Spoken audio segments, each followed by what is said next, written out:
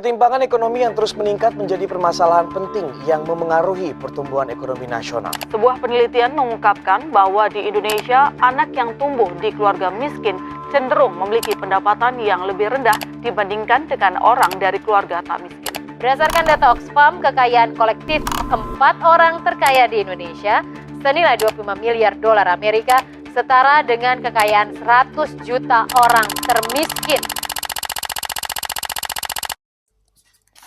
Di tengah kemajuan teknologi dan globalisasi, kesenjangan sosial justru semakin nyata, menciptakan jurang pembeda yang tajam antara si kaya dan si miskin.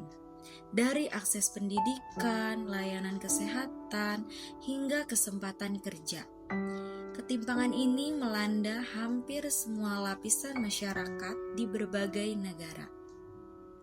Berbagai faktor seperti ketidakadilan ekonomi, kebijakan yang kurang berpihak, hingga diskriminasi sistemik turut memperparah kondisi ini.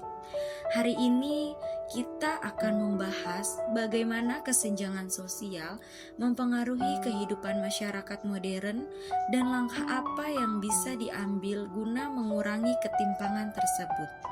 Bersama narasumber yang berkompeten dan cerita dari para korban, kita gali lebih dalam fenomena yang mengancam keadilan sosial ini. Jangan lewatkan dan tetap bersama kami.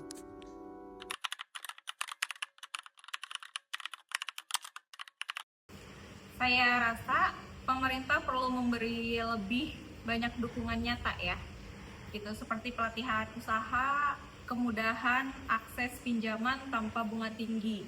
Karena seperti yang kita ketahui sekarang ya, banyak kasus itu pinjol dan masyarakat sendiri itu terlilit hutang ya karena ekonomi sekarang ya, gitu. Jadi ya pemerintah perlu memberikan wadah gitu untuk masyarakat yang membutuhkan atau masyarakat yang punya untuk produk kecil-kecilan gitu, seperti usaha kecil.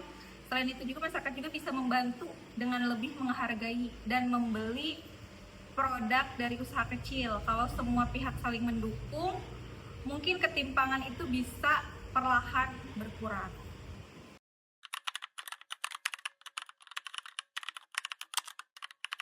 Buat tantangan terbesarnya sendiri adalah soal modal ya, modal dan stabilitas penghasilan. Karena buat saya pribadi, buat pekerja wira swasta sendiri, untuk gajinya atau penghasilannya sendiri itu harian gitu. Dan untuk pendapatan kami tidak menentu, apalagi kalau penjualan sedang sepi gitu. Kan bisa dibilang tuh dalam 1 tahun mungkin ada ya up down-nya gitu. Di 3 bulan terakhir ini mungkin ya sedang sepi ya karena kestabilan ekonomi yang gak jelas gitu. Karena yang seperti kita ketahui ya, sebelum-sebelumnya sudah banyak terjadi seperti kayak yang demo gitu, karena banyak perselisihan dari pemerintah sendiri gitu, dan harga bahan pokok pun sering naik gitu, dan harga jual tidak bisa dinaikkan banyak karena kami sendiri takut kehilangan pelanggan gitu. Jadi kami harus pintar-pintar bertahan di tengah kondisi ekonomi yang tidak selalu stabil seperti itu.